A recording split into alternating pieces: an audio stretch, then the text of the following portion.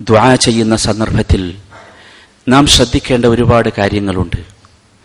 ദുആയുടെ സുന്നത്തുകളും ദുആ സ്വീകരിക്കാൻ കാരണമാകുന്ന കാര്യങ്ങളുമൊക്കെ നാം വിശദമായി പഠിച്ചതാണ്.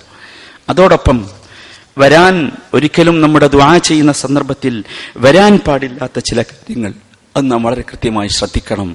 അതിലൊന്ന്, നമ്മുടെ ഭക്ഷണവും നമ്മുടെ വസ്ത്രവും നാം ജീവിക്കുന്ന മുഴുവൻ ഉപജീവനങ്ങളും ഹലാലായതായിരിക്കുക, അള്ളാഹു അനുവദനീയമാക്കിയ രൂപത്തിൽ സമ്പാദിച്ചതും ആ രൂപത്തിലുള്ളതുമായിരിക്കുക എന്നതാണ്. അത് നാം വളരെ ശക്തമായ, നമ്മൾ പലപ്പോഴും അള്ളാഹിനോട് ദുആ ചെയ്യും, നമ്മൾ തന്നെ കംപ്ലൈന്റ് പറയും, അള്ളാഹ് സ്വീകരിക്കണില്ലല്ലോ. പക്ഷെ നമ്മൾ ശ്രദ്ധിക്കാറില്ല എന്താണ് നമ്മുടെ ജീവിതം. ശ്രദ്ധിക്കണം. രണ്ടാമത്തെ കാര്യം, അള്ളാഹു നമുക്ക് ഉത്തരം തരും എന്ന ഉറപ്പോടുകൂടി ദുആ ചെയ്യണം. സംശയത്തോടു കൂടിയല്ല, നല്ല ഉറപ്പ് വേണം. ഞാൻ ചോദിച്ചാൽ പഠിച്ചവൻ എനിക്ക് തരും, ഞാൻ ചോദിച്ചാൽ അള്ളാഹു എനിക്ക് തരും. കാരണം ഞാൻ ആ രൂപത്തിലാണ് ചോദിക്കുന്ന സന്ദർഭം അള്ളാഹു ഇറങ്ങി വരുന്ന സന്ദർഭമാണ്, അള്ളാഹു ഉത്തരം നൽകുന്ന സന്ദർഭമാണ്. അങ്ങനത്തെ സന്ദർഭങ്ങളൊക്കെ നമ്മൾ മനസ്സിലാക്കിയിട്ടുണ്ടല്ലോ. അതുകൊണ്ട് ഉറപ്പോട് കൂടി ചോദിക്കണം, സംശയത്തോടു കൂടിയല്ല. കിട്ടുമോ, എനിക്ക് കിട്ടുമോ ഇല്ലേ, അങ്ങനെയല്ല, ഉറപ്പോട് കൂടി ചോദിക്കുക. മൂന്നാമത്തെ കാര്യം, ഒരിക്കലും ചോദിച്ചതിന് ഉത്തരം വൈകിയാൽ നമുക്ക് പ്രയാസമോ നിരാശയോ ധൃതിയോ പാടില്ല. എന്താ തരാത്തത്, ഞാൻ ഇന്നലെ ചോദിച്ചതാണല്ലോ, എന്താ അള്ളാഹു ഇങ്ങോട്ട് തന്നാൽ, എന്താ ഉടനെ തന്നാൽ, അത് പാടില്ല. അത് ഇസ്തിഅജാലാണ്, ആ രൂപം പാടില്ല എന്ന്. അവസാനമായി നമ്മൾ ചിന്തിക്കേണ്ടത്, ഒരിക്കലും നാം നമുക്കെതിരിലോ നമ്മുടെ കുടുംബത്തിനെതിരിലോ ദുആ ചെയ്യരുത്. മക്കൾക്കെതിരിൽ പലപ്പോഴും മാതാപിതാക്കൾക്ക് സംഭവിക്കുന്ന ഒരു അബദ്ധമാണ്. മക്കൾ എന്തെങ്കിലും ഒരു ചെറിയ തെറ്റോ അല്ലെങ്കിൽ ഒരു അനുസരണക്കേടോ കാണിക്കുമ്പോൾ ഒരു വാചകം പറയും. ആ വാചകം ഇവിടുന്ന് പറയുന്നത് ശരിയല്ലല്ലോ, അത് പറയാൻ പാടില്ല. അവർക്കെതിരിൽ പ്രാർത്ഥിക്കരുത്, നമുക്കെതിരിൽ പ്രാർത്ഥിക്കരുത്, കുടുംബത്തിനെതിരിൽ പ്രാർത്ഥിക്കരുത്. നബി സല്ലല്ലാഹു അലൈഹി വസല്ലം ഇവിടെ നിർദ്ദേശമാണ്. ഈ നിർദ്ദേശങ്ങളൊക്കെ എല്ലാവരും പ്രത്യേകമായി ശ്രദ്ധിക്കുക, സ്വീകരിക്കുക, എന്നിട്ട് അള്ളാഹുവിനോട് ദുആ ചെയ്യുക. തീർച്ചയാണ് സഹോദരന്മാരെ, ഉദ്ഉല്ലാഹ വഅൻതും മൂഖിനൂന ബിൽ ഇജാബ. നമ്മുടെ നേതാവ് മുഹമ്മദ് മുസ്തഫ സല്ലല്ലാഹു അലൈഹി വസല്ലം പറഞ്ഞതാണ്, ഉദ്ഉല്ലാഹ്, നിങ്ങൾ അള്ളാഹിനോട് ദുആ ചെയ്തോ, വഅൻതും മൂഖിനൂന ബിൽ ഇജാബ, ഉത്തരം കിട്ടും എന്നുള്ള ഉറപ്പോടുകൂടി പ്രാർത്ഥിച്ചോ, കിട്ടും, ഒരു സംശയവുമില്ല. കിട്ടാതെ വരുമ്പോൾ നമ്മളൊന്ന് പരിശോധിക്കണം, എന്താ എൻ്റെ ജീവിതത്തിന്റെ കഥ, എൻ്റെ ജീവിതം എന്താണ്, എങ്ങനെയാണ്, എവിടെയാണ് അബദ്ധം. ഏതോ ജീവിതത്തിന്റെ ഒരു കോർണറിൽ, ഒരു മൂലയിൽ, ഏതോ ഒരു ഭാഗത്ത് എൻ്റെ ജീവിതത്തിൽ അള്ളാഹുവിന് ഇഷ്ടപ്പെടാത്ത, റസൂലിന് ഇഷ്ടപ്പെടാത്ത, ദീനിന് ഇഷ്ടപ്പെടാത്ത പ്രവർത്തനമുണ്ട്. പരിശോധിക്കണം, പുനർവിചിന്തനത്തിന് വിധേയമാക്കണം, എന്നിട്ട് പിൻവാങ്ങണം, മടങ്ങണം, തൗബ ചെയ്യണം, ഇസ്തിഗ്ഫാർ നടത്തണം. അതാണ് വേണ്ടത്.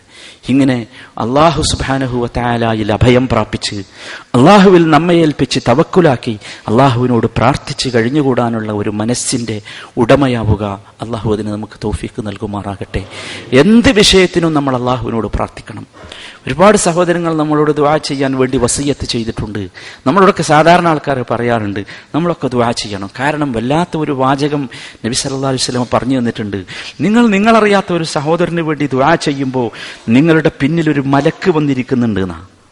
ആ മലക്ക് പറയും, വഅലൈക ബിമിസ്ലിഹി ആമീൻ, നിനക്കും അതുപോലെയുള്ളത് കിട്ടട്ടെ, ആമീൻ.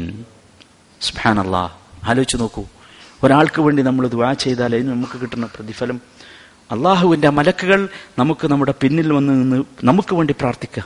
അദ്ദേഹത്തിന്റെ ആരോഗ്യം പടച്ചോനെ വർദ്ധിപ്പിച്ചു കൊടുക്കണേ എന്ന് നമ്മൾ പ്രാർത്ഥിച്ചാൽ മലക്ക് പിന്നിൽ നിന്ന് പ്രാർത്ഥിക്കുക, പടച്ചോനെ ഈ മനുഷ്യന്റെ ആരോഗ്യവും നീ വർദ്ധിപ്പിച്ചു കൊടുക്കണമേ.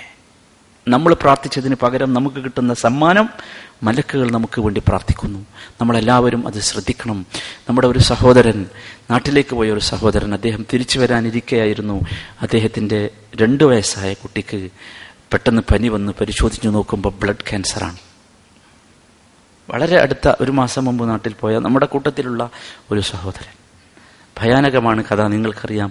ഞാനിതൊന്നും നിങ്ങളോട് വിശദീകരിക്കേണ്ട. നമ്മളെ സംബന്ധിച്ചിടത്തോളം നമ്മളെല്ലാ ദിവസവും ഇതുപോലെയുള്ള വാർത്തകൾ കേട്ടുകൊണ്ടിരിക്കുന്നു. പക്ഷേ ആർക്കും അള്ളാഹു ഏത് സന്ദർഭത്തിലും വരുത്താവുന്ന പരീക്ഷണങ്ങളും പ്രയാസങ്ങളുമാണ്. നമ്മൾ നിരാശരാകരുത്. നാം ആ കുട്ടിക്ക് വേണ്ടി ദുആ ചെയ്യണം, പ്രാർത്ഥിക്കണം. നമുക്കൊക്കെ ഇതുപോലെയുള്ള അവസ്ഥകൾ വരും. അപ്പോൾ നമുക്ക് വേണ്ടി എല്ലാവരും പ്രാർത്ഥിക്കുന്ന അവസ്ഥ വരണം. അള്ളാഹു സുബ്ഹാനഹു വ തആല ആ കുട്ടിക്ക് സുഖവും ആശ്വാസവും സമാധാനവും നൽകി അനുഗ്രഹിക്കുമാറാകട്ടെ. അദ്ദേഹത്തിന്റെ ആ കുട്ടിയുടെ മാതാപിതാക്കൾക്ക് അള്ളാഹു ആശ്വാസവും മനസ്സിന് സമാധാനവും നൽകി അനുഗ്രഹിക്കുമാറാകട്ടെ. നമ്മുടെ കൂട്ടത്തിൽ രോഗം കൊണ്ട് പ്രയാസപ്പെടുന്ന എല്ലാവർക്കും അല്ലാഹു എത്രയും പെട്ടെന്ന് ശിഫ നൽകി അനുഗ്രഹിക്കുമാറാകട്ടെ. മറ്റു കടം കൊണ്ടും അതുപോലെയുള്ള മാനസികമായ അസ്വസ്ഥതകൾ കൊണ്ടും ബുദ്ധിമുട്ടുന്ന എല്ലാവർക്കും അർഹമുർ റഹീമീനായ നാഥ നീ ആശ്വാസവും സമാധാനവും നൽകി അനുഗ്രഹിക്കണമേ തമ്പുരാനെ. اللهم اغفر للمؤمنين والمؤمنات والمسلمين والمسلمات والأحياء منهم والأموات إنك مجيب الدعوات يا قاضي الحاجات. ربنا ظلمنا أنفسنا وإن لم تغفر لنا وترحمنا لنكونن من الخاسرين. ربنا اغفر لنا ولإخواننا الذين سبقونا بالإيمان ولا تجعل في قلوبنا غلا للذين آمنوا ربنا إنك رؤوف رحيم. توفنا مسلمين وألحقنا بالصالحين برحمتك يا أرحم الراحمين. وصلى الله وسلم على رسوله النبي الكريم وعلى آله وأصحابه أجمعين.